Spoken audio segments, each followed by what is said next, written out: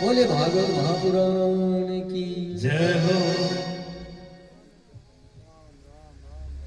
जो शांतिरंतर्चगं शांति पृथ्वी शांतिरापः शांतिरो गदयः शांति वनस्पतयः शांतिर्विश्वे देवाः शांति ब्रह्म शांति सर्वगं शांति शांतिरेव शांति क्षमा शांतिरेधि।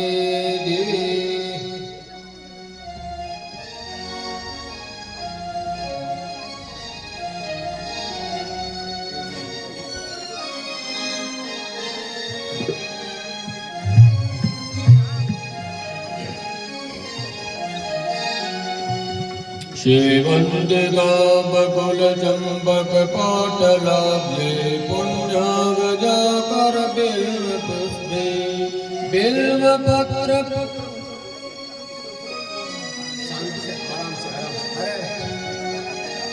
ओम नाना सुगंध पुष्पाणि यथा कालोद्भवानि च पुष्पांजलिर्मया दत्तो गृहाण परमेश्वर। नाना सुगंध पुष्पाणि यथा कालोद्भवानि च पुष्पांजलिर्मया दत्तो गृहाण परमेश्वर। ओम क्लीं कृष्णाय नमः। श्रीमद्भागवत महापुराणाय नमः। मंत्र पुष्पांजलिं समर्पयामि। नाना सुगंध आवाहनं न जानामि विसर्जनं पूजां चैव न जानामि क्षम्यतां परमेश्वर। पापोऽहं पापकर्माहं पापात्मा पापसम्भव त्राहि मां पुण्डरीकाक्ष सर्वपापहरो भव। बोले श्रीमद्भागवत महापुराण की जय। बाल कृष्ण भगवान की जय। भागवत महापुराण की जय। सनकादिक ऋषियों की जय हो। सुखदेव जी महाराज की जय हो। वेदव्यास जी महाराज की जय। अनंत कोटि संत महात्माओं की जय हो। पौंसत हनुमान जी महाराज की जय हो। राम दरबार की जय हो। खिलौना माटी का वो तन पुत्र बनाया भगवान खिलौना माटी का। माटी करे बंदा माटी का वो माटी करे बंदा माटी का। वो तन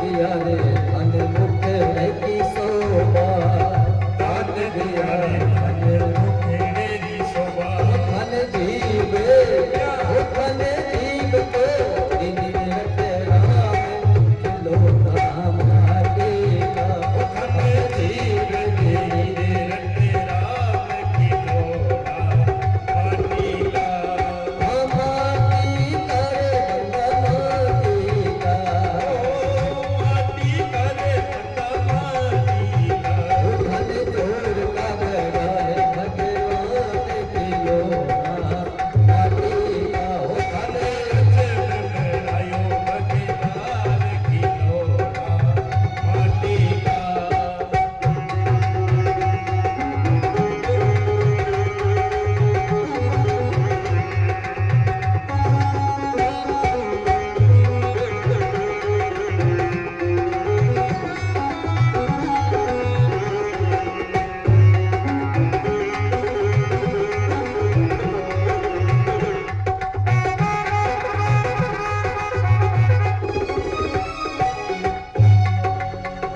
कहत कबीर सुनो रे भाई साधो कहत कबीर सुनो रे भाई साधो उठ तो हरि भजे तो राम भजे उठ तो हरि भजे उतरो नाथ खिलो माटी का उठ तो हरि भजे तेरो निर्वाण खिलो माटी का मन अग गगन भगवान खिलो माटी का मन अजिब गगन भगवान खिलो माटी का खिलो माटी का खिलो माटी का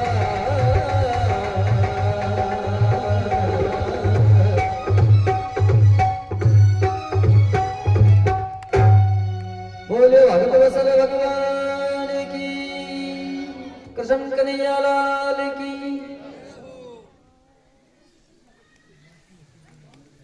श्री गणेशाय नमः श्री सरस्वती नमः श्री गुरुचरण कमलेभ्यो नमः ध्येयं सदा परिभवग्नमभीष्टदोहम् तीर्थास्पदं शिवविरञ्चिनुतं शरण्यम् भृत्यार्तिहं प्रणतपालभवाब्धिपोतम् वन्दे महापुरुष ते चरणारविन्दम् वंशी विभूषितकरान्नवनीरदाभात् पीताम्बरादरुणबिम्बफलाधरोष्टा पूर्णेन्दुसुन्दरमुखादरविन्दनेत्रा कृष्णात् परं किमपि तत्त्वमहं न जाने नारायणं नमस्कृत्य नरं चैव नरोत्तमं देवी सरस्वतीं व्यासं ततो जयमुदीरये जय जय श्री राधारमण जय जय नवल किशोर जय गोपीचित चोर प्रभु जय जय माखन चोर। वो लाड है भगवान को दे।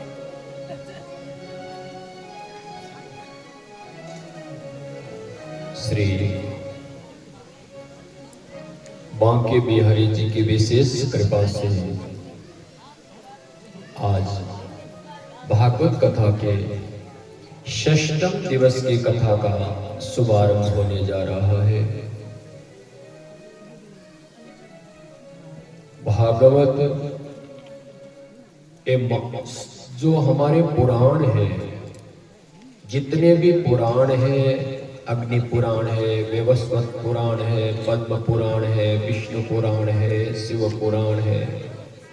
जितने भी पुराण हैं उन पुराणों का अंतिम पुराण, सबका सार, सबका निचोड़ श्रीमद् भागवत महापुराण है। आप एक एक पुराण को सुन लीजिए, 16 पुराणों को। जितना पुण्य अन्य पुराणों को सुनने का फल प्राप्त होता है, उतना श्रीमद् भागवत कथा सुनने से फल प्राप्त हो जाता है। ऐसी ये श्रीमद् भागवत महापुराण है। सभी शास्त्रों का सार, निचोड़ श्रीमद् भागवत में है। तो आइए ऐसी ग्रंथ, ऐसे ये महापुराण जिसमें हम प्रवेश करें।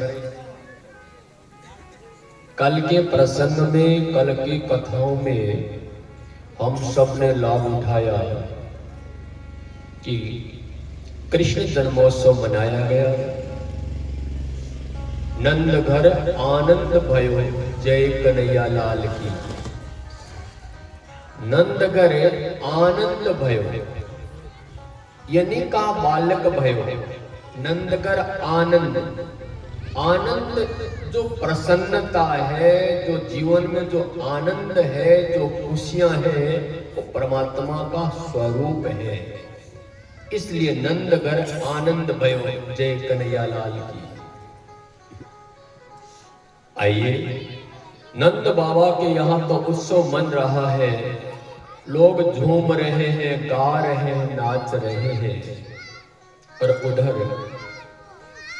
मथुरा में कंस ने आपातकालीन एक सभा बुलाई और उस सभा में बुलाकर कंस ने अपने सैनिकों से कहा, मेरे शत्रु कृष्ण ने जन्म ले लिया है और मैं नहीं चाहता कि वो बड़ा होकर मुझे मारे, इसलिए कृष्ण की मृत्यु होनी चाहिए, कृष्ण को मरना चाहिए।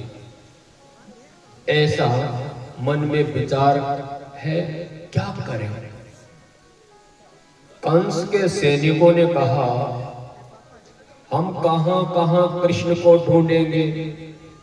एक ही निश्चय किया है कि 84 कोस में जो ब्रजमंडल है, इस 84 कोस में ब्रजमंडल में जितने गांव हैं, उन गांवों में घर घर हम वेश बदल करके जाएंगे।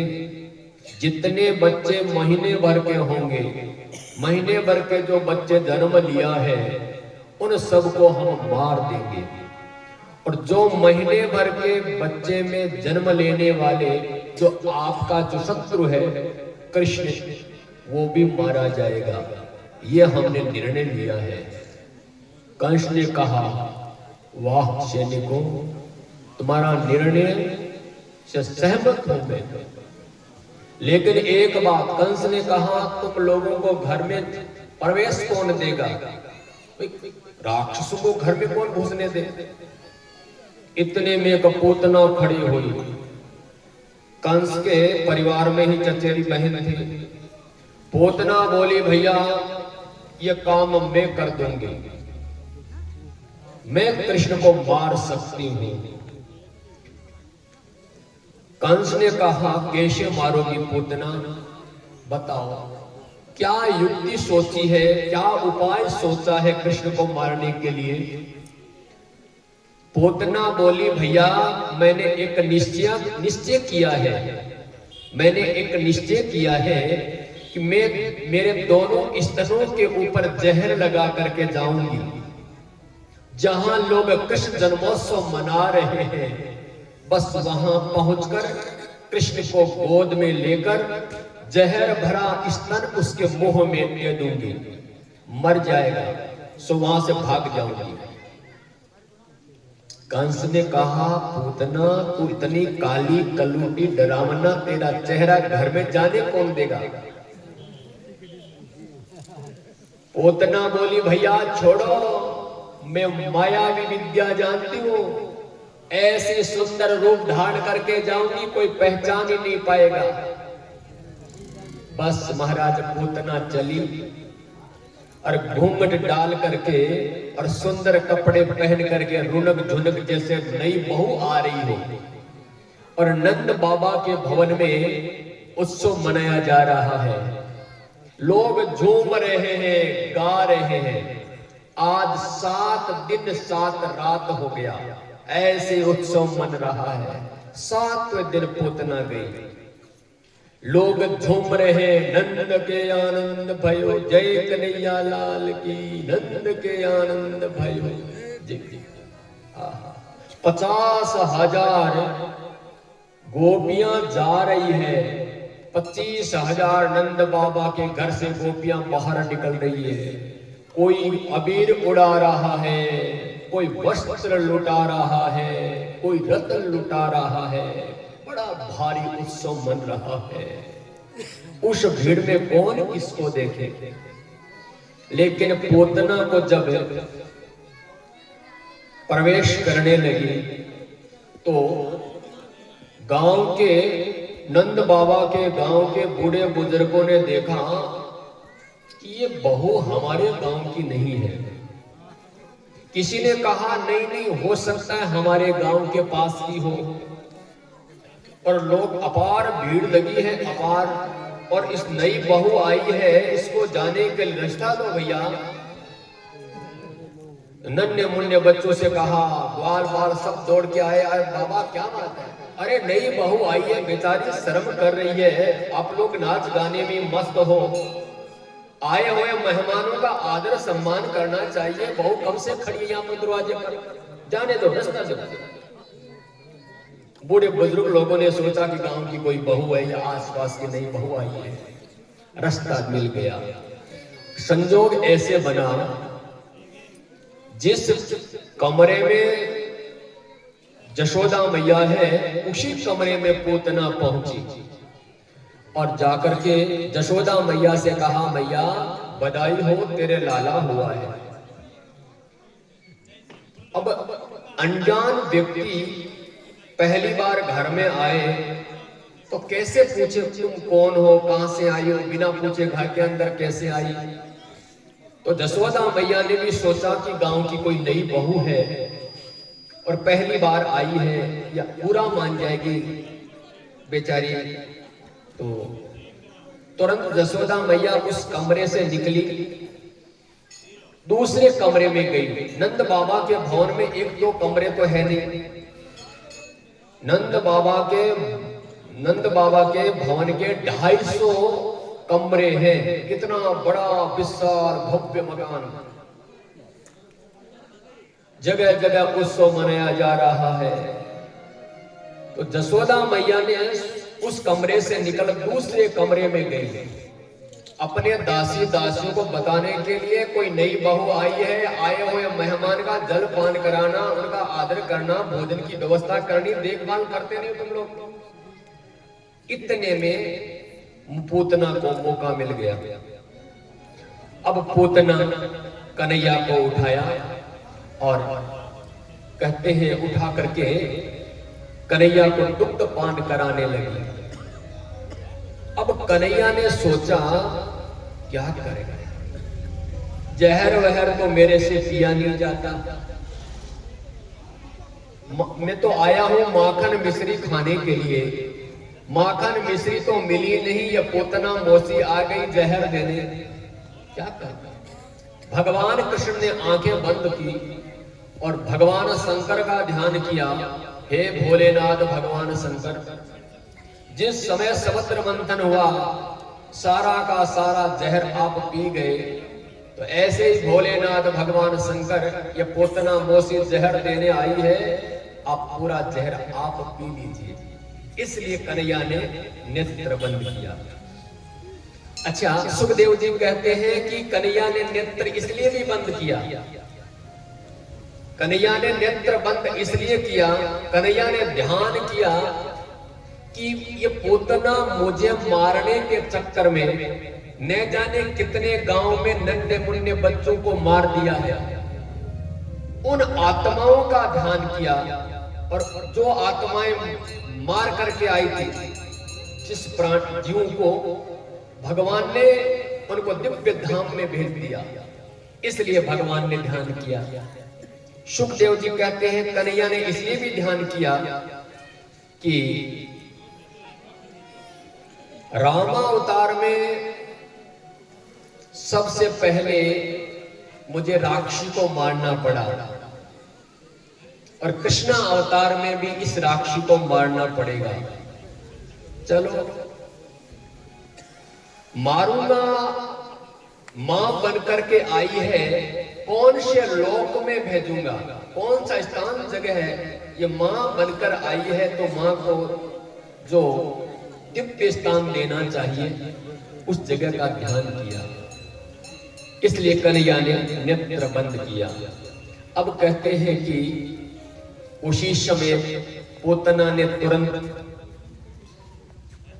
कन्हैया के दुग्ध पान कराने लगी और भगवान कृष्ण पूतना की गोद में जहर पी रहे हैं, कन्हैया पर कोई असर नहीं है। और उस समय गटक गटक करके कन्हैया दूध पी रहे हैं। पूतना ने सोचा कि बस एक घूंट पिलाऊंगी, जब इसके मुंह में दूंगी और ये बेहोश होने लगेगा, जहर का असर इस पर होने लगेगा तो भाग जाऊंगी, ऐसा सोचकर आई। लेकिन होता क्या है, 5 मिनट हुई, 10 मिनट हो गई, 15 मिनट, 20 मिनट हो गई, गोविंद के ऊपर जहर का कोई असर ही नहीं है। पूतना बेचारी परेशान, अब करे तो क्या करे, मर ही नहीं रहा बालक, और बेचारी परेशान, कोई देखने ले। जब पूतना के भगवान दुग्ध पान करते करते पूतना के प्राण खींचने लगे, श्वास लेने में पूतना को बड़ी कठिनाई होने लगी, जोर से चिल्लाने लगी, अरे छोड़ दादा, छोड़ छोड़, चिल्लाई, प्राण अवरुद्ध हो गए। उस समय छोटा सा कन्हैया 7 दिन का बोल पड़ा, मुझे तो पकड़ना आता है, छोड़ना नहीं आता। पूतना तक दिमाग काम नहीं करा, घबरा गई। जीवन भर बच्चे बहुत देखे, 7 दिन का बालक बोल पड़ा, और बेचारी परेशान हो गई। उस समय पूतना वहां से निकली और निकल करके नंद बाबा के भवन से बाहर निकल, बहुत बड़ा एक मैदान पड़ा था, धड़ाम से पड़ते ही प्राण निकल गया। अच्छा महाराज, इतनी धमाके की आवाज हुई कि नंद बाबा के भवन में जो गोपियां गोप सब नाच रहे थे, उत्सव मना रहे थे, वो बंद हो गया। अरे हुआ क्या, पता नहीं, कोई छज्जा गिर गया, मकान बह गया, हुआ क्या। इतने में नन्हे मुन्ने बच्चों ने जाकर सूचना दी नंद बाबा को कि एक राक्षसी गिरी पड़ी है।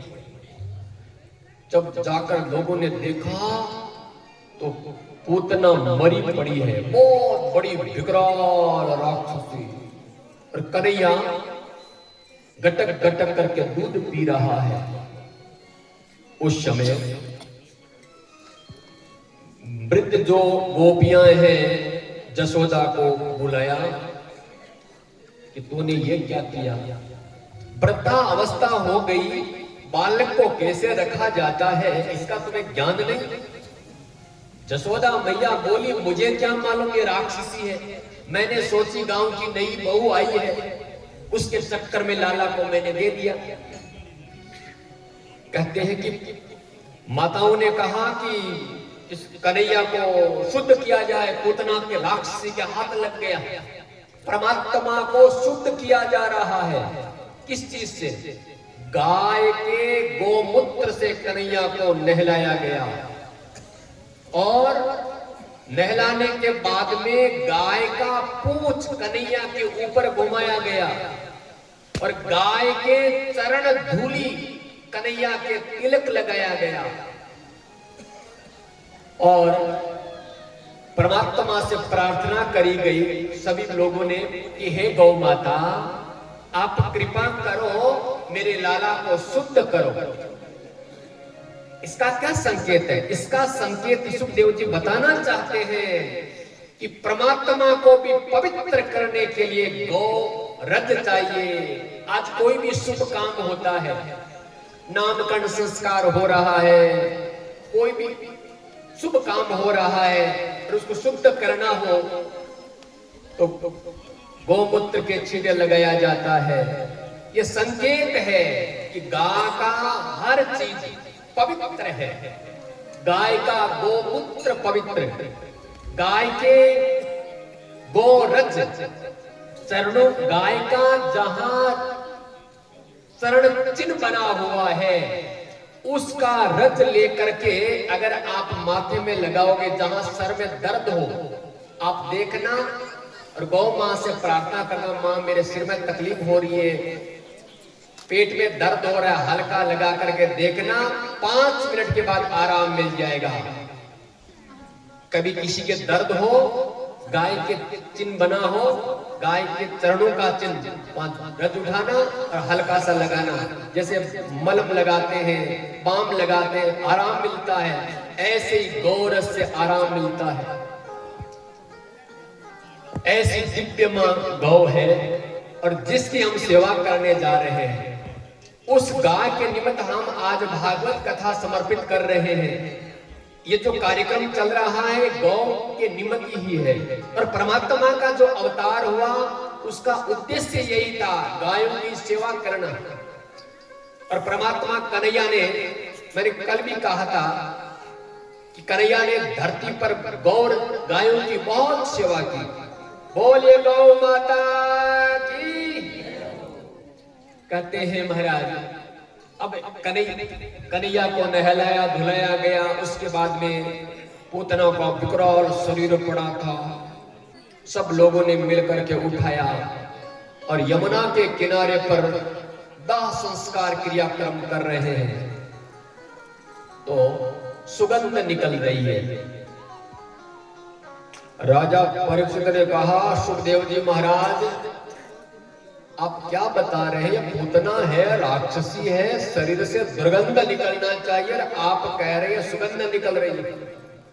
सुखदेव जी ने कहा, राजन बड़े बड़े संत महात्मा परमात्मा का नाम जपते रहते हैं और अंत घड़ी में उन लोगों का नाम उच्चारण नहीं होता, लेकिन ये पुतना कितनी भाग्यशाली है, परमात्मा का नाम भी ले रही है, अंत घड़ी में परमात्मा का दर्शन भी कर रही है, उस परमात्मा का स्पर्श भी कर रही है, तो शरीर से दुर्गंध नहीं सुगंध निकल रही है।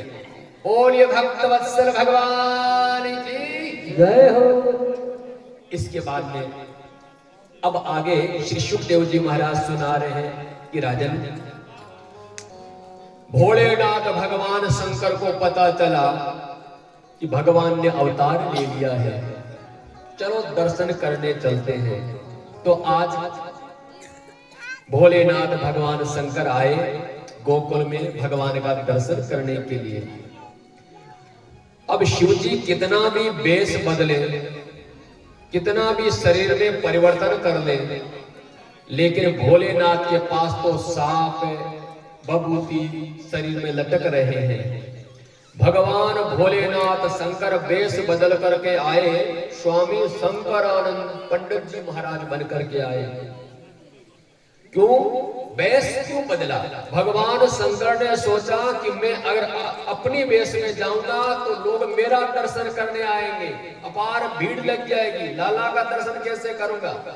इसलिए पंडित जी बन करके आए, नंद बाबा के द्वार पर आए और बोले अलग निरंजन। मैया ने दरवाजा खोला, बाबा क्या चाहिए? भोलेनाथ भगवान शंकर ने कहा, मैया तेरा लाला जुग जुग जिए, मैंने सुना है कि तेरे लाला हुआ है, बेटा हुआ है, तेरे लाला को आशीर्वाद देने आया हूं। मेरे गुरु का आदेश हुआ है इसलिए दर्शन करने आया हूं और तेरे लाला को आशीर्वाद दूं, जल्दी लेकर आओ। मैया ने हाथ जोड़ के कहा, महाराज माफ करना, भोजन चाहिए तो भोजन ले लीजिए, भूख लगे तो भोजन कर लीजिए बाबा, और भोजन नहीं करना है तो दाल, आटा, चावल, कंबल, बस्तर, कोई बर्तन चाहिए तो ले जाओ, लेकिन मैं मेरे लाला का दर्शन नहीं कराऊंगी। भगवान शंकर बोले, मैया बड़ी दूर से आया हूं, आशा लेकर आया हूं। मैया बोली, महाराज मैं 80 वर्ष की हो गई, 80 वर्ष की मैं बूढ़ी हो गई, तेरा वेश देख करके मुझे डर लग रहा है, तो मेरा लाला तो डर जाएगा। बाबा तेरे कानन में लटक रहे बिच्छू, सर्प, ये चिता की भस्म, और ये तेरा बाघंबर, शेर का मुंह लटक रहा है बाघंबर पर, मेरा लाला डर जाएगा, इसलिए मैं दर्शन नहीं कराऊंगी। भोलेनाथ भगवान शंकर ने कहा, मैया तेरा लाला नहीं डरेगा, तेरा लाला तो शेष नाग की शैया पर सोता है।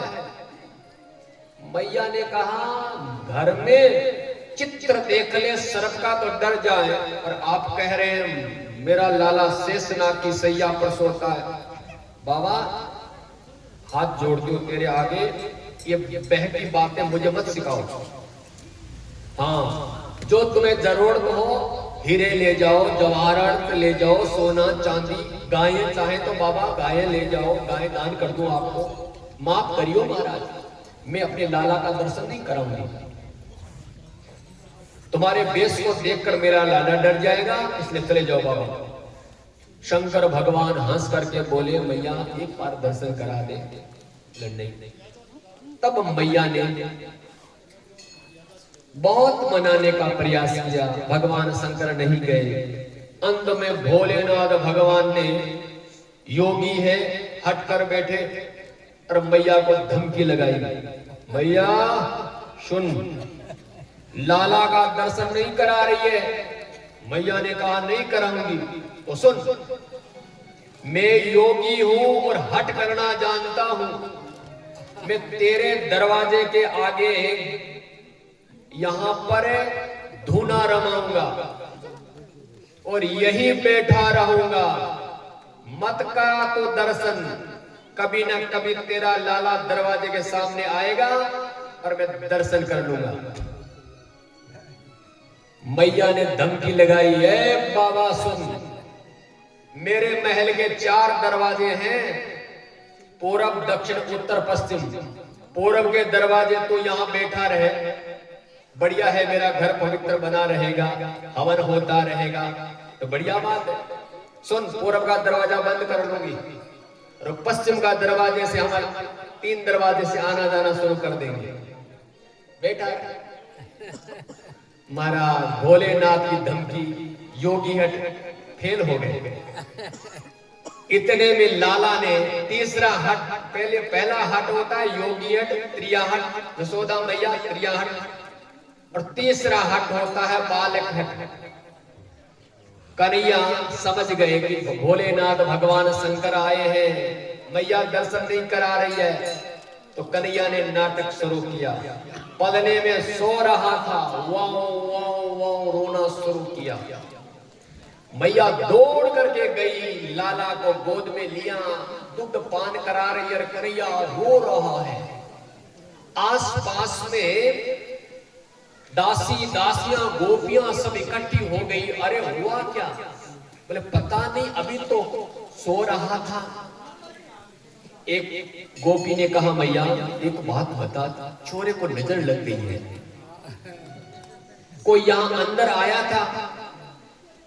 जसोदा मैया ने कहा, आया तो कोई नहीं, बाहर एक बाबा खड़ा है, बाहर ये, वो तो अंदर आया ही नहीं। किसकी नजर लग गई? इतने में एक गोपी ने कहा, मैया जब बाबा आया हुआ ये है तो किसी की नजर लग गई हो तो झाड़ फूंक करवा लो, क्या पता भगवान कृपा कर दे और नजर उतर जाए।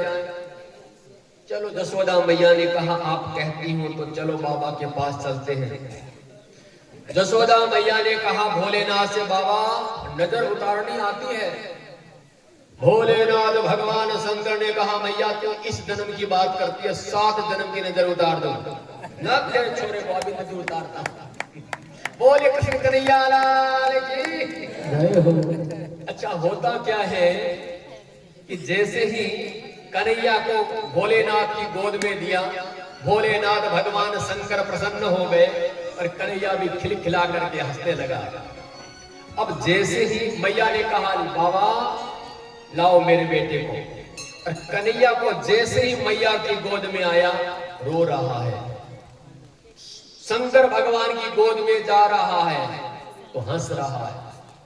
तब मैया ने हाथ जोड़ के कहा, बाबा मैं जादू टोना नजर पर विश्वास नहीं करती, लेकिन आज विश्वास हो गया बाबा, तूने मेरे छोरे पर कोई जादू चला दिया है, ये गड़बड़ कर दिया। तेरी गोद में जाता है तो हंसता है, मैं इसकी मैया हूं और मेरे से डरता है, रोता है। बाबा तेरे आगे हाथ जोड़ती हूँ, बाबा ऐसा कुछ कर जो मेरे पास आए तो हंसे। भोलेनाथ ने कहा, मैया एक काम करना पड़ेगा। बोलो क्या करना है? बोले तेरे घर में छोटा सा शिवलिंग, घर में बड़ा शिवलिंग नहीं रखना चाहिए। छोटा नर्मदेश्वर शिवलिंग है या छोटा शिवलिंग रख सकते हैं, बड़ा नहीं रखना चाहिए, क्योंकि बड़ों की पूजा बहुत विधि विधान से किया जाता है। तो इसलिए भोलेनाथ भगवान शंकर ने कहा, पूजा घर में छोटे सी शिवलिंग की स्थापना कराओ। जब तेरा लाला रोए,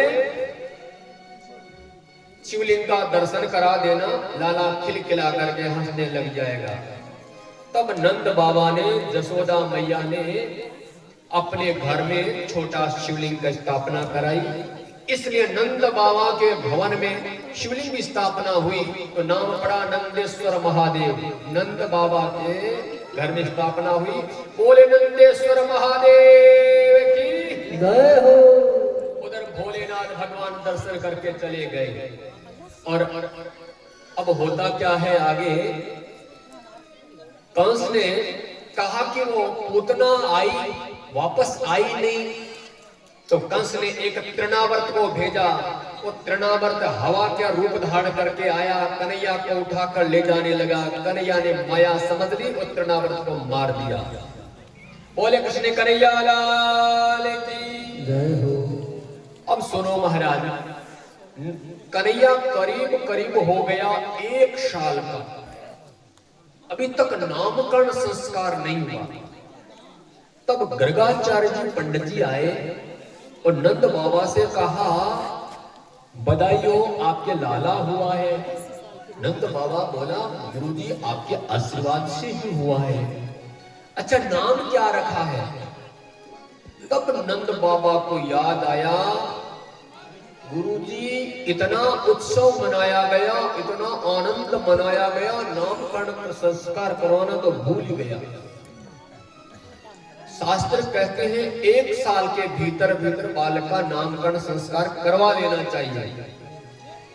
कई बार भाई किसी कारण से आजकल बच्चे बेबी रूप में रहते हैं, 3 महीना 4 महीना में लग जाता है, कोई बड़ी बात नहीं है।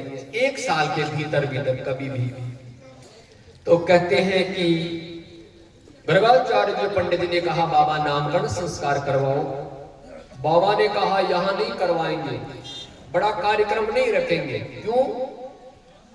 क्योंकि बड़ा कार्यक्रम अगर रखा जाए तो पूतना नाम की राक्षसी अगर आ गई, वो तो गई और आ जाएंगे।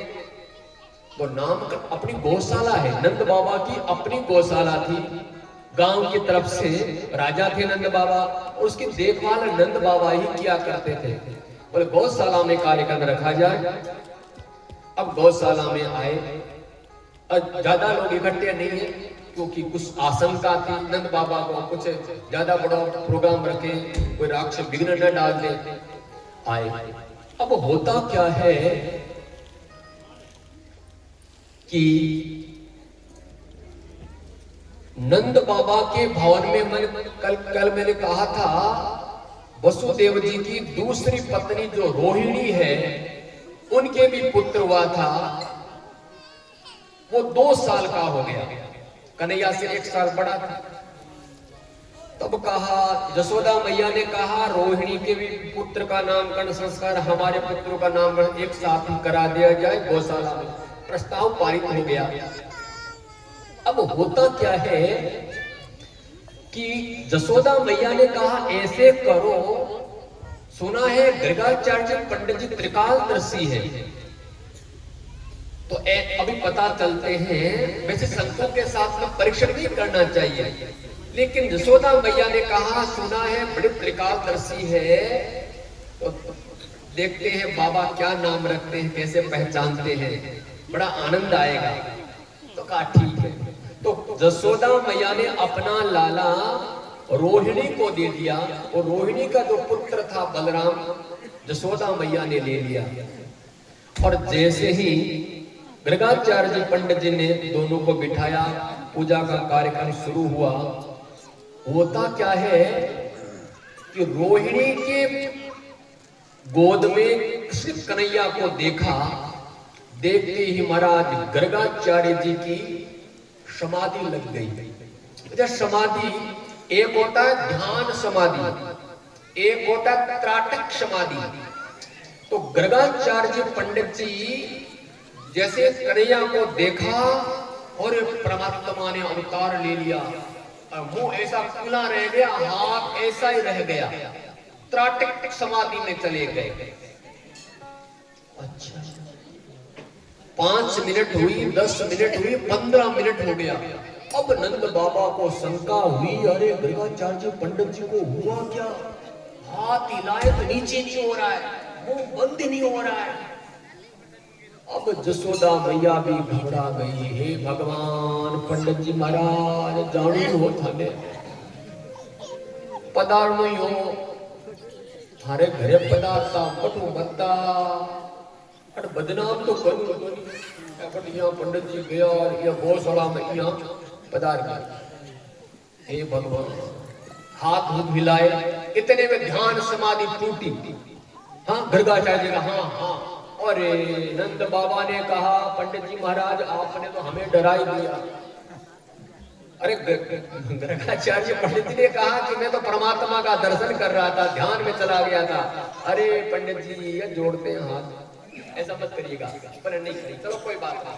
अब कहते हैं कि रोहिणी की गोद में जो बालक सो रहा है रोहिणी का पुत्र नहीं है, जसोदा मैया का है। और ये बताने लगे वसुदेव जी का पुत्र है। कन्हैया ने इशारा किया, नहीं बताना नहीं है। तुरंत बात को बदल दिया।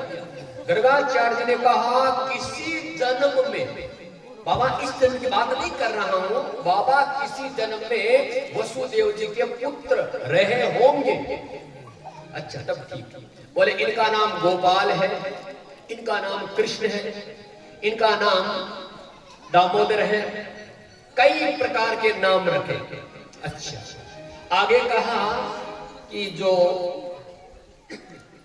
जसोदा की गोद में जो बालक लिए बैठे जसोदा का नहीं है, ये रोहिणी का पुत्र है।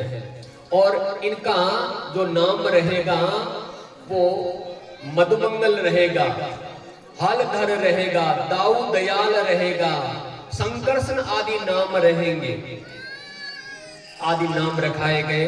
बहुत बधाई दी, लेकिन गर्गाचार्य पंडित जी ने कहा दर्शन से बड़ी दक्षिणा और क्या हो सकती है। बोलिए भक्तवत्सल भगवान की जय हो। नामकरण संस्कार के बाद में अब आगे जो परमात्मा लीला करने जा रहे हैं, क्या मधुर लीला कर रहे हैं। एक भजन के बाद आनंद लीजिएगा।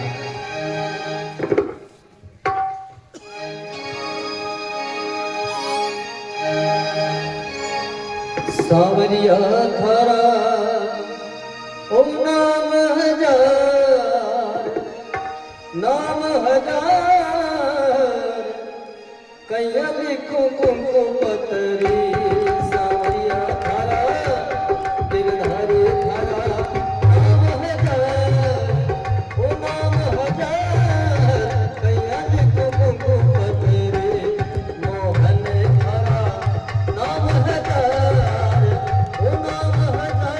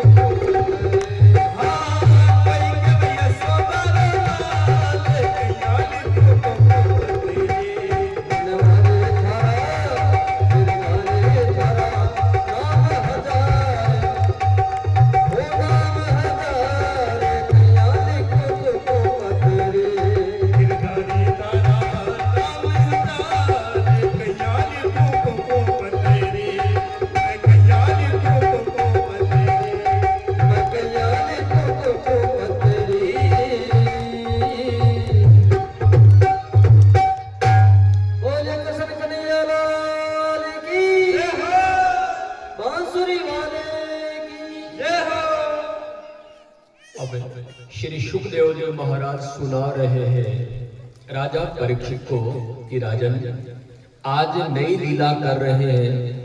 आज नंद बाबा यमुना में स्नान करके आए हैं और अपने घर में पूजा कर रहे हैं। तो जैसे ही कन्हैया घुटमन चल करके पूजा घर में प्रवेश करने लगा, नंद बाबा ने कहा, ला बाबा बेटा भीतर ना आइयो, मैं जे कर रहा हूं, बाहर बाहर। लाला जे तू स्नान नहीं किया है अभी, बाहर। कन्हैया ने सोचा मेरे से बड़ा जे और कौन होता है, चलो कोई बात नहीं। आज कन्हैया बाहर बैठा है पूजा घर के बाहर, नंद बाबा सालग्राम जी की पूजा कर रहे हैं और बाहर। अच्छा एक बात और भी है, ये सालग्राम जी जो है ये आज भी साक्षात परमात्मा का स्वरूप है। ये गंडकी नदी में निकलते हैं। तुलसी का पौधा अगर ऐसे कर दिया जाए तो जो असली सालग्राम जी होंगे वो पानी से आकर के तुलसी के चिपक जाएंगे, जैसे लोहा चिपक जाता है। वैज्ञानिक भी हैरान है ये चमत्कार क्या है। असली सालग्राम जी की पहचान है।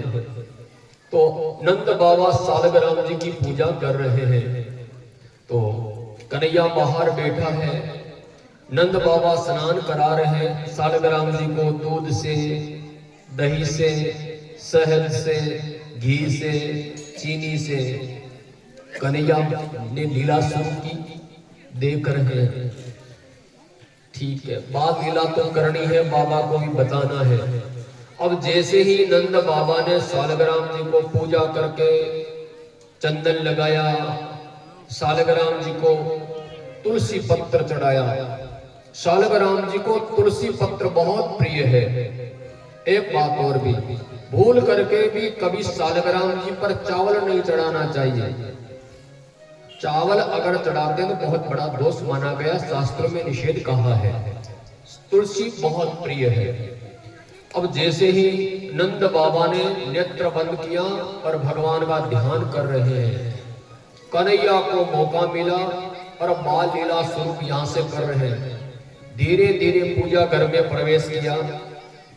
कन्हैया सोच रहा है कि रोज रोज बाबा सालग्राम जी को शहद से नहला रहे, चीनी से नहला रहे, सालग्राम जी मीठे हो गए होंगे, चलो चखते हैं कितने मीठे हैं। कन्हैया ने सालग्राम जी को उठाया, कप से मुंह में धर लिया। इतने में नंद बाबा की माला पूरी हो गई। चांदी का सिंहासन पर प्रणाम करते हैं, आगे सालग्राम जी नहीं है। अरे सालग्राम जी कहाँ गए? नंद बाबा ने देखा तो बगल में बड़े वाले सालग्राम जी बैठे। अरे लाला, मैंने तुम्हें कहा था भीतर ना आइयो, तू अंदर आ गया। अब कन्हैया मुंह में सालग्राम। अरे छोरा, तूने मुंह में क्या खा लिया? एक मारी धड़ाम सालग्राम जी बाहर। अरे नंद बाबा ने कहा, यशोदा भगवान यहाँ जल्दी आओ। अरे भगवान, ये मेरे सालग्राम को जूठा कर दिया। और फिर सालग्राम जी को नहलाया। नंद बाबा कह रहे हैं, सालग्राम जी भगवान मेरा छोरा भोला है, जानता नहीं, आपको झूठा कर दिया, माफ कर देना। और कन्हैया खिलखिलाकर हंस रहा है कि मैं ही सालग्राम बाबा पहचान नहीं पा रहे हो। बोले कृष्ण कन्हैया लाल की जय हो। तो ऐसी मधुर मधुर लीला कर रहे कन्हैया। अब धीरे धीरे कन्हैया चलना सीख रहा है। अंगुली पकड़ करके नाचे नंद लाल नचावे हर की मैया, नाच रहे हैं। और कन्हैया ठुमक ठुमक करके नाच रहा है। अब धीरे धीरे कन्हैया बड़ा हो रहा है। तो उस समय बड़ा सुंदर लीला गोस्वामी सुखदेव जी महाराज ने लिखा है कि कन्हैया की लीला का दर्शन करने के लिए आसपास की गोपियां आती हैं। वृद्ध गोपियां जो है, यशोदा मैया की जो सहेलियां हैं, आती हैं। और कन्हैया इतनी सुंदर लीला करता है, सब गोपियां झूम रही है। कन्हैया के सुंदर घुंघराले बाल, मुखार बिंद और कन्हैया के सुंदर ढुनक झुनक चल रहे हैं, पैरों में नुपुर और ठुमक ठुमक कर कन्हैया नाचता है। सब दुनिया मोहित हो जाते हैं, इतने सुंदर परमात्मा। महाराज, वृद्ध गोपियां जाकर अपने बहुओं को बताती है, बहुएं जसोदा के जो लाला हुआ है इतना सुंदर है कि भगवान करे नजर न लग जाए। दुनिया में बालक बहुत हुए, ऐसा बालक हमने कभी न सुना न कभी देखा। अब जो नई बहुएं हैं, गोपियां हैं, उनके मन में भी ये भाव जगा कि हम भी लाला का दर्शन करने जाएं। बहू सासुए कहते हैं बहुएं घर से बाहर नहीं जाना चाहिए, बहू को घर में रहना चाहिए, हम तो बूढ़ी हो गई है, जसोदा हमारी सहेली है, हम जा सकते घर का काम करो। अब बहू के मन में आए कि हम भी लाला का दर्शन करें। तब घट घट के वासी है परमात्मा, कन्हैया समझ गए और कन्हैया ने अब कन्हैया आसपास के घरों में जाने लगा। आसपास के जो नन्हे नन्हे बालक कन्हैया के पास आने लगे। तो उस समय कन्हैया ने एक मंडली बनाई। कन्हैया ने कहा कि माखन चोर मंडल संस्थान, मंडली का नाम रखा कन्हैया ने माखन चोर मंडली। हम कन्हैया ने कहा अपने नन्हे नन्हे बालकों से कि भैया गाय किसकी है? सब बालकों ने कहा गाय हमारी। अब हमारे गांव का दूध और हमारे गांव का दही और माखन हमारे बाबा सब दे रहे, बेच रहे मथुरा, और मथुरा के जो बड़े बड़े राक्षस हैं वो सब खा रहे हैं, और खा करके कंस हमको हमारे घर पर ही आक्रमण करते हैं। हम तो कमजोर हो रहे। कन्हैया ने कहा हम तो सब कमजोर हो रहे और वो सब पहलवान हो रहे। तो दूध दही चोरी करके खाने में भी दोष नहीं है। रुपया पैसा की कभी चोरी नहीं करना चाहिए, खाने की चीज में चोरी नहीं कहलाया जाता, इसलिए हम काम करेंगे। अब कहते हैं कन्हैया ने मंडली तैयार करी और उन गोपियों को दर्शन देने के लिए जाते हैं। किनको? जिनके बहुओं के लालसा थी, इच्छा थी परमात्मा का दर्शन करने के लिए। वो बहुएं कन्हैया आता है मंडली को लेकर और माखन चुराता है। उस समय बहुएं छुप छुप कर कन्हैया के घुंघराले बाल, सुंदर घुंघराली छवि देख करके बहुओं का जीवन धन्य धन्य कृत्य कृत्य हो जाता है। कहते हैं वाह, आज परमात्मा हमारे घर रहा है, हमारा जीवन सफल हो गया, इतनी प्रसन्न हो जाती है। अब कन्हैया खाता है माखन मिश्री जो भी है, कुछ बच गया बंदरों को लुटा देता है और उनमें से कुछ मटकियां फोड़ करके आ जाता है। बहू ने कहा अपनी सासू से, माँ सासू जी, ये कन्हैया हमारे घर छुप छुप करके आता है और बर्तन फोड़ के चला जाता है और स्वयं खाता है, बंदरों को माखन मंडली को खिला देता है, क्या करें? सासू जी ने कहा बहू कन्हैया आता है मंडली लेकर, अब मैं जाऊंगी जसोदा मैया को शिकायत करने।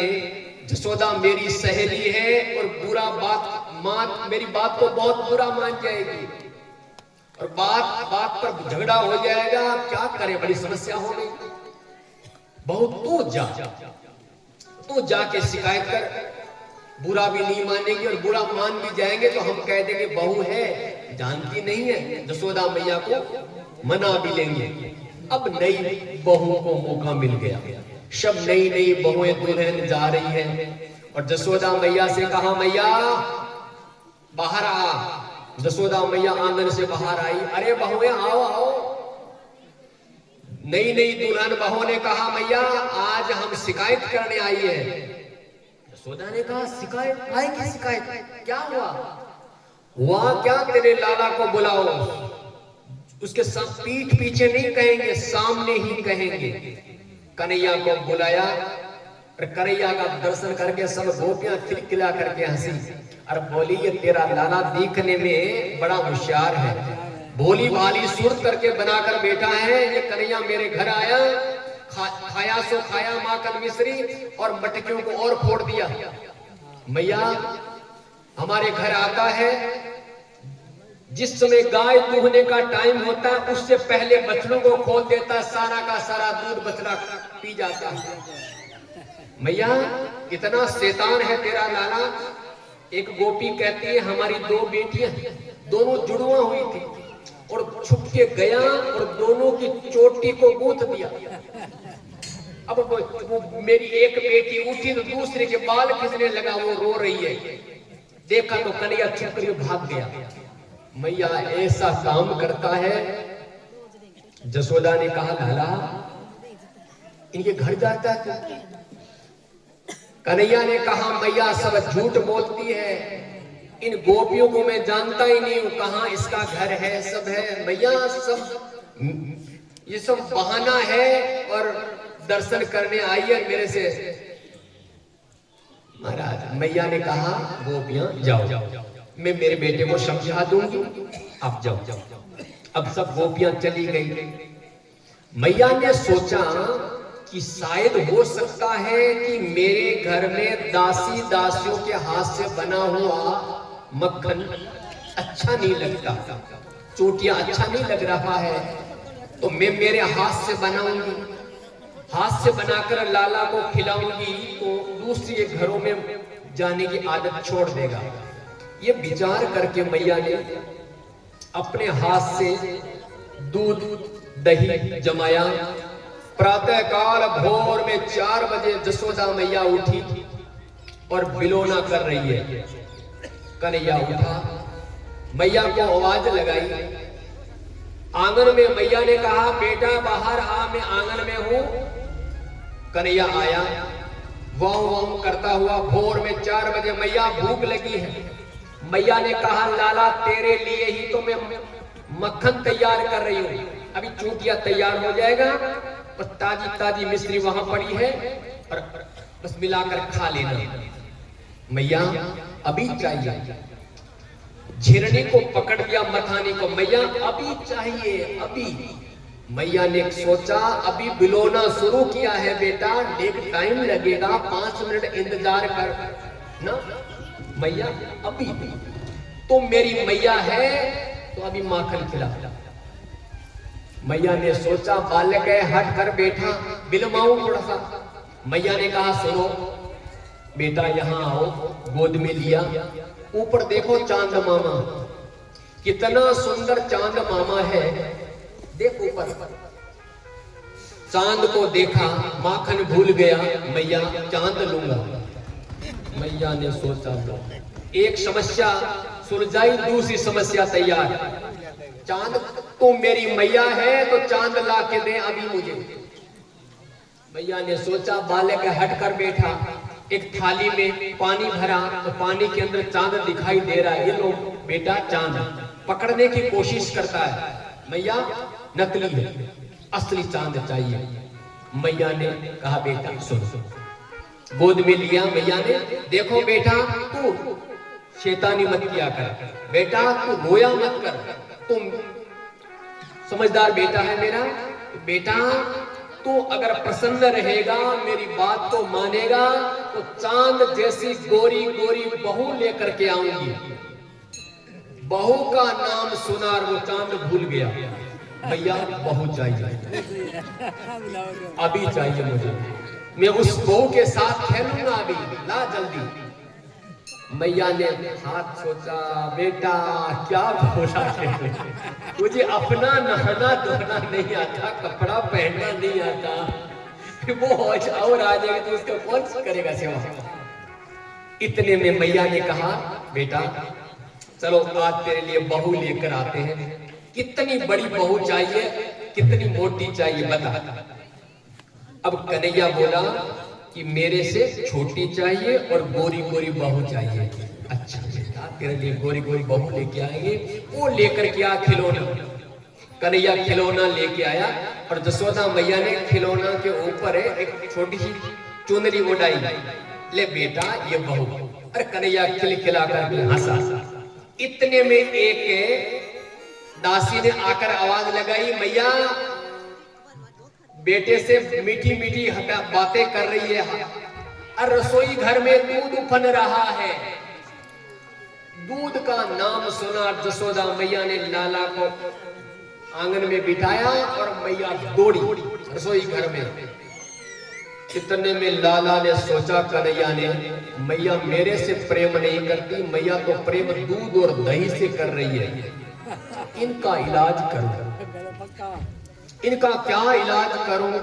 इतने में एक सिलबट्टा पड़ा था पत्थर का जो होता था, उठाया कन्हैया ने और जो मटका था ना बिलौना, उस पर जोर से पटका, बिलौना फूट गया। धमाके की आवाज हुई, मैया दूध उतार कर रसोई घर से आंगन में भागी और कन्हैया ने नाटक शुरू किया। कन्हैया ने सोचा मैया पिटाई करेगी, आपने ही बिलौना फोड़ा और आप ही रो रहा है। मैया ने देखा ये क्या चक्कर है, पूरे आंगन में छाछ बिखर गई, दही बिखर गया। मैया ने कहा, लाला गोपियां शिकायत करती थी कि तेरा लाला मेरे घर आता है, बिलौना फोड़ देता है, मटकियां फोड़ देता है, मैं विश्वास नहीं करती, मैं सोचती कि जलन करती है मेरे से। उन गोपियों की इतना सुंदर लाला है नहीं जितना तो सुंदर है। तो मैं ये समझती थी, आज विश्वास पक्का हो गया कि तू शैतानी करने लग गया है। आज तेरा इलाज करूंगी, नहीं तो आगे तू बहुत शैतानी। आज तो मटका फोड़ा है तो कल तू किसी का सिर फोड़ेगा। सुधारना तुम्हें बहुत जरूरी है। मैया दौड़ करके आई, एक छड़ी लेकर के आई। लाला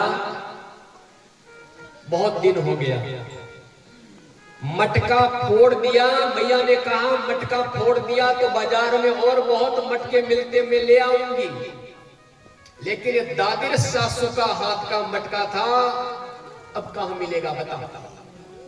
और मैया ने छड़ी लेकर कन्हैया के पीछे दौड़ी। कन्हैया भागा जा रहा है, आगे आगे कन्हैया, पीछे मैया। और मैया जसोदा मैया शरीर में भारी, भागा नहीं जा रहा है और कन्हैया भाग रहा है, अंगूठा दिखा रहा है, पकड़ ले। अब मैया को क्रोध और आ रहा है, अरे क्या करूं, पकड़ में नहीं आ रहा है, भागी जा रही है मैया। जब जसोदा मैया हार चुकी, थक चुकी, तब जसोदा मैया ने बहाना किया, बेटा तू एक बार रुक, तू बेटा मैं रुक जा, एक बार भाग मत। कन्हैया ने कहा मैया तू मेरी पिटाई नहीं करेगी ना। मैया ने कहा बेटा तेरी पिटाई नहीं करूंगी, तेरी पूजा करूंगी।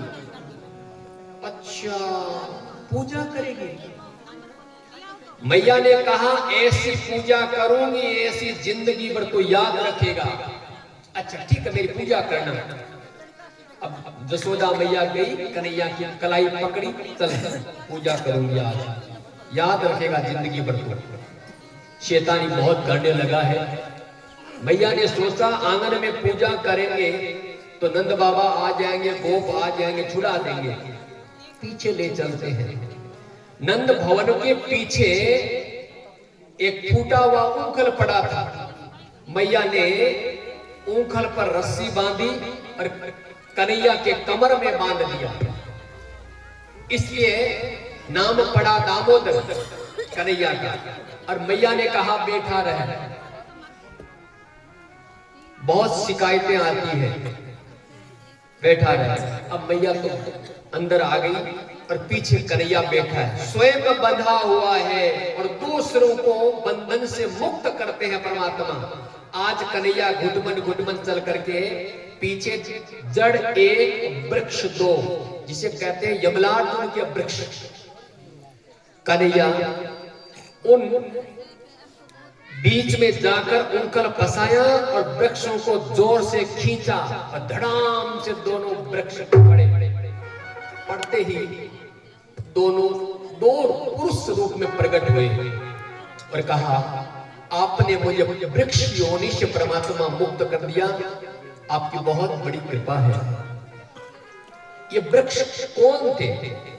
तो कहते हैं कि ये दोनों कुबेर जी के पुत्र थे, कुबेर महाराज के दोनों पुत्र थे। और कहते हैं ऋषि आए अगस्त्य जी, प्रणाम नहीं किया। अगस्त्य जी ने कहा दोनों वृक्ष की तरह खड़े हो, कुबेर महाराज के बेटे हो के संस्कार नाम की कोई चीज नहीं, बड़ों को आदर करना चाहिए, प्रणाम करना चाहिए, जाओ दोनों वृक्ष हो जाओ। कुबेर के पुत्रों ने कहा हम वृक्ष हो जाएंगे, फिर वृक्ष योनि से छुटकारा कैसे मिलेगा, गलती हो गई क्षमा मांगते हैं। तब ऋषि ने कहा कोई बात नहीं, नंद बाबा के भवन में वृक्ष बनोगे और कन्हैया के हाथों से कन्हैया का दर्शन करके वृक्ष योनि से छुटकारा मिलेगा। इसलिए ऋषि का वचन सत्य करने के लिए परमात्मा ने यह लीला करी और वो अपने वापस कुबेर जी के धाम पर चले गए। जब वृक्ष गिरने की आवाज हुई, नंद बाबा गोपियां सब दौड़ करके आए। नंद बाबा ने कहा ये लाला को किसने बांधा? जसोदा मैया थर कांप रही है। नंद बाबा से कहा प्राणनाथ गलती हो गई, क्षमा चाहती हूँ, सुधारने के लिए मैंने कोई जानबूझ करके ऐसा नहीं सोचा। नंद बाबा ने कहा कि ये वृक्ष ऊपर गिर जाता, चोट लग जाती, वृद्धा अवस्था में एक लाला हुआ और तू इसका ये देखभाल कर रही है। नंद बाबा ये दो भाई थे जिसे कहते हैं उपनंद।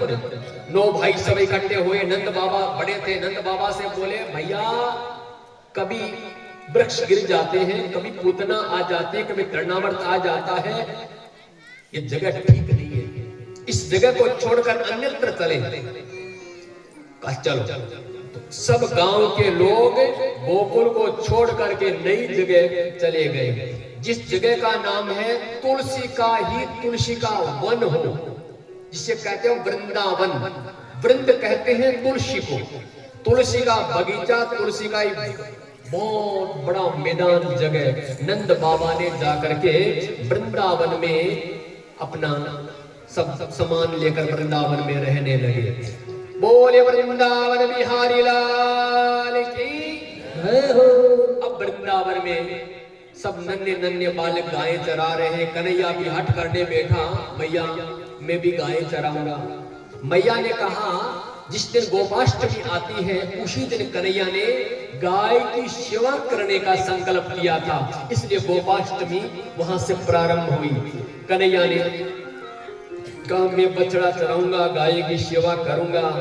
और कहते हैं छोटी छोटी गैया, छोटे से ग्वाल, छोटो सो मेरा मदन गोपाल।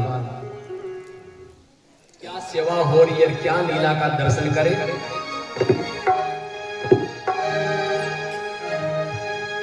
छोटी छोटी गैया, छोटे छोटे ग्वाल, छोटो से मेरो मदन गोपाल। हरी छोटो से मेरो मदन गोपाल।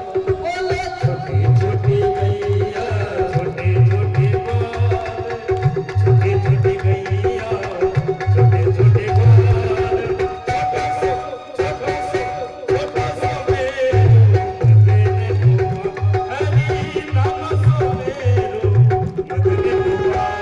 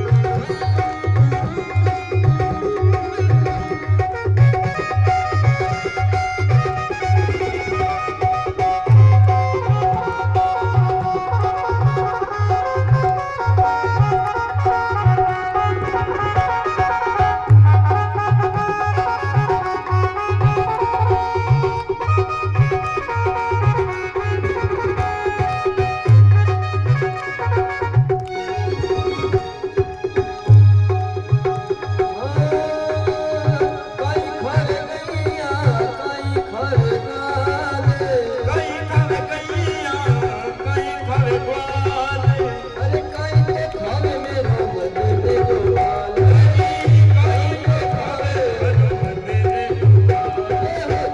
छोटी गैया छोटे छोटे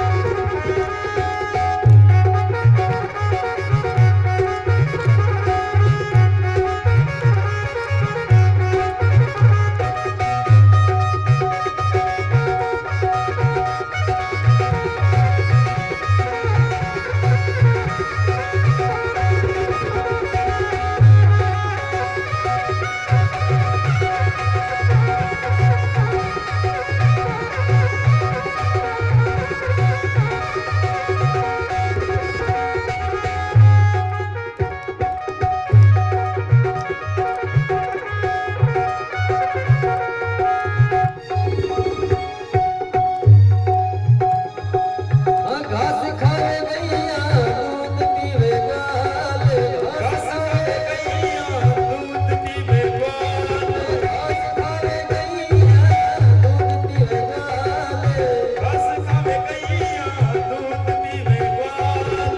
माखने माखने माखने खावे तेरे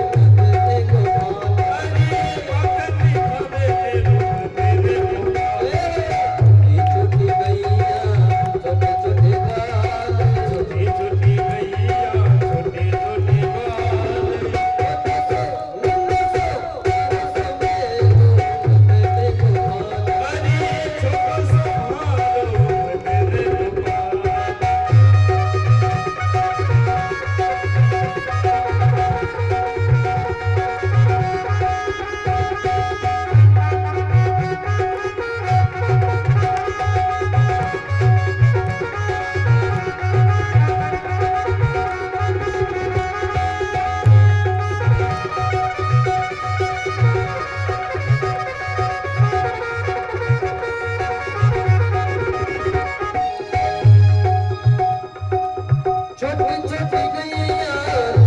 छोटे गाल छोटी गैया छोटे छोटे गाल छोटी छोटी गैया छोटे छोटे गाल छोटी गैया छोटे छोटे गाल छोटे से उन से प्यार से मेरे गोपाल हरी प्यार से मेरो तेरे गोपाल छोटी गैया छोटे छोटे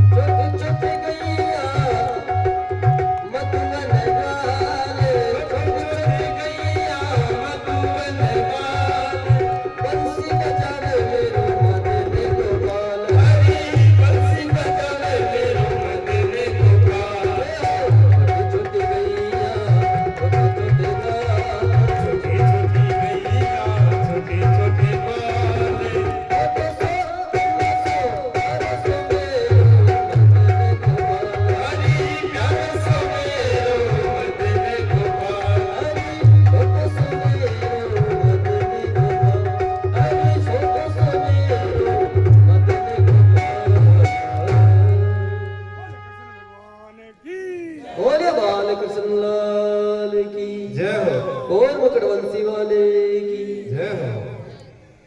श्री सुखदेव जी महाराज बता रहे हैं कि आज वृंदावन में कंस का भेजा हुआ एक विचित्र राक्षस आया, जिस राक्षस का नाम है अघासुर। अघासुर ये कंस ने कहा अघासुर से कि गोकुल के लोग गोकुल को छोड़ करके वृंदावन आ गए हैं और हो न हो देवकी का 8वां जो बालक है वृंदावन में हो। अघासुर ने कहा कंस महाराज से आप चिंता न करो, मैं मायावी विद्या जानता हूं और ऐसा अजगर बनकर के जाऊंगा, सबको निगल लूंगा। अघासुर आया वृंदावन में और जंगल में जहां कन्हैया का मित्र गायें चरा रहे, बछड़े चरा रहे, वहां आया और एक बहुत बड़ा अजगर का रूप धारण करके मुंह फाड़ करके बैठ गया। देखने में ऐसा लगता है जैसे कोई बहुत बड़ी गुफा हो, इतना बड़ा मायावी। अब कन्हैया के मित्र यहां पहली बार ऐसा देखा तो कन्हैया की मंडली, नन्हे नन्हे बालक जब पहली बार गुफा को देखा तो दौड़ पड़े और इतने निर्मल स्वभाव के हैं कन्हैया के मित्र। निर्मल मन जन सो मोय पावा, मोय कपट छल छिद्र न भावा। इतने निर्मल स्वभाव के कहते हैं मित्र दौड़ पड़े और वो अजगर अपना जीभ निकाल करके बाहर बैठा है। कन्हैया के मित्र जब जीभ के ऊपर चढ़ने लगे आपस में बातें कर रहे हैं कि क्या गुफा है, क्या मखमल के गद्दे लगे हैं, एक दूसरे की बातें कर रहे हैं। एक मित्र दूसरे मित्र से कह रहा है भैया धीरे बोलो, धीरे, अंदर कोई महात्मा बैठे होंगे, आज महात्मा का दर्शन करना है। अच्छा, बोले हमारा तो जीवन धन्य हो गया। कन्हैया पीछे आवाज लगा रहा है, लेकिन कन्हैया के मित्र नई चीज देखने के भाव में, उतावलापन में कन्हैया की आवाज नहीं सुन रहे हैं। जैसे अजगर के अघासुर के मुंह में प्रवेश किया तो दांत बड़े बड़े। एक मित्र दूसरे मित्र से कहते हैं भैया ये क्या है? बोले लगता है ये खूंटियां हैं, अपनी अपनी छड़ी यही लगा दो, जब संतों के दर्शन करके वापस आएंगे अपना ले लेंगे। अपना वो छड़ी यही लगा दी। अंदर गए, अंधेरा। बोले भैया अंधेरा है। बोले धीरे बोलो, धीरे, संत तपस्या कर रहे हैं। अब अघासुर यही चाहता है कि जिनको मारने आया वो पीछे खड़ा है, अगर ये आ जाए तो मुंह बंद कर लो। और कन्हैया अपने मित्रों को बचाने के लिए दौड़ करके अघासुर के मुंह में प्रवेश किया और तुरंत अघासुर ने अपना मुंह बंद कर लिया। अघासुर यही चाहता था जिसको मारने आया वो मेरे अंदर आ गया, अब मार दूंगा। जो परमात्मा कल कथा आई थी वामन से विराट बन गया, उनके लिए कौन सी बड़ी बात है। भगवान ने, कन्हैया ने अपना शरीर फुलाया, अघासुर के प्राण अवरुद्ध हो गया, घुटन होने लगी, अघासुर के प्राण निकल गए। अब कई मित्र, कन्हैया के कई मित्र बाहर आए, कई मूर्छित अवस्था में, कोई दुनिया में रहे नहीं, तो कन्हैया ने ऐसी बांसुरी बजाई, ऐसी तान बजाई, अमृत बांसुरी, जो बालक मर गए थे जीवित हो गए, जो घायल पड़े थे वो भी सब ठीक हो गए।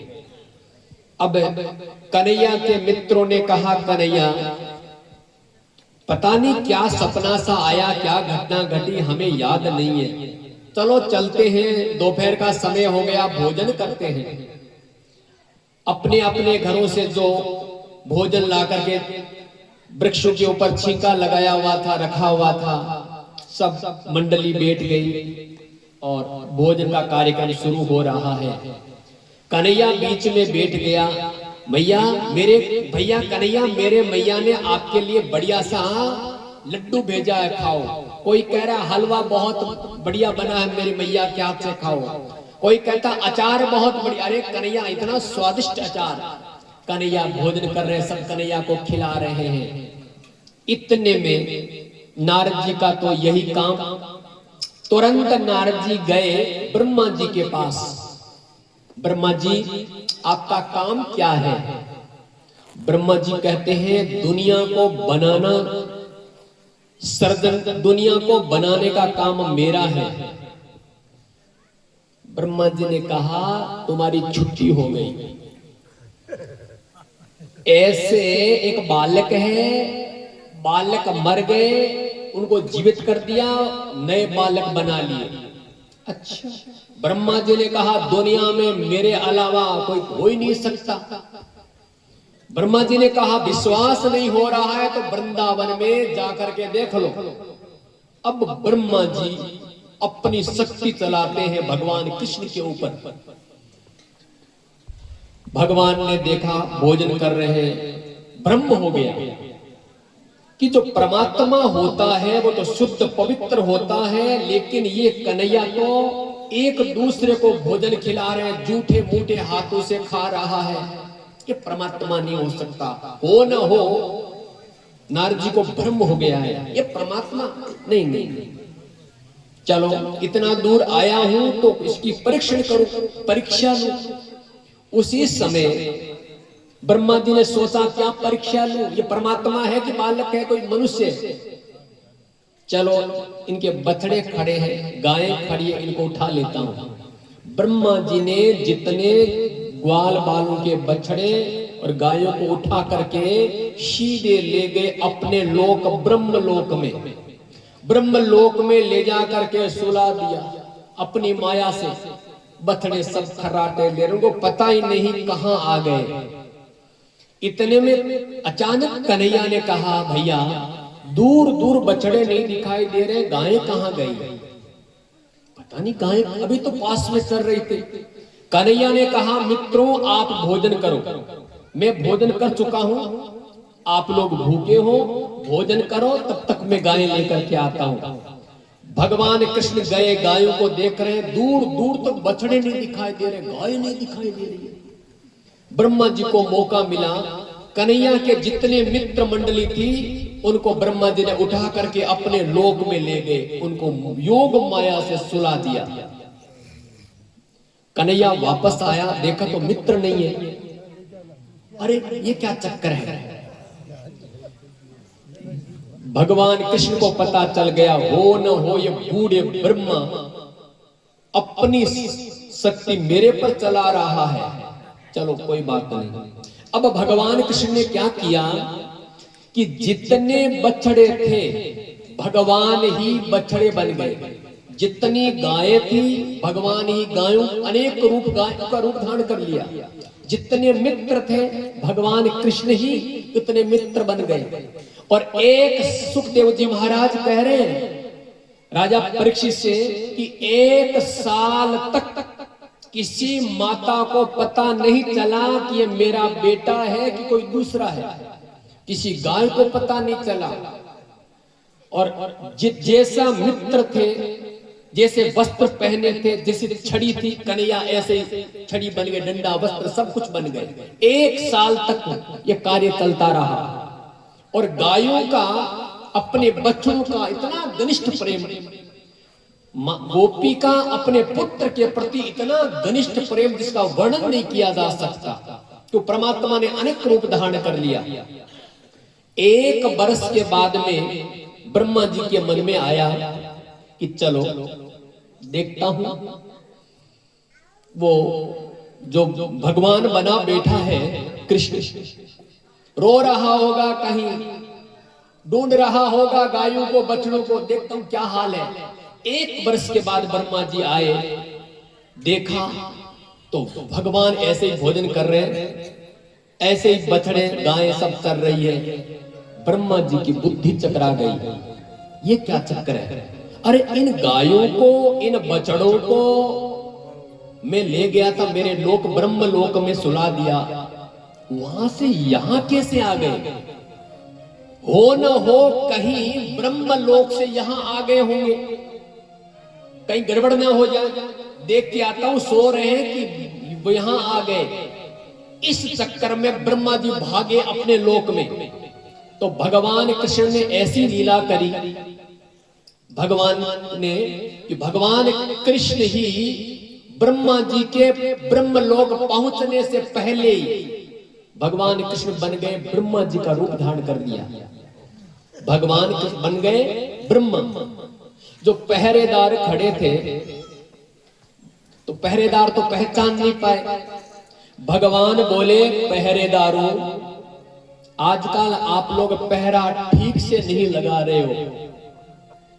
वो पहरेदार कह रहे हैं, ब्रह्मा जी हम तो ठीक ही लगा रहे हैं।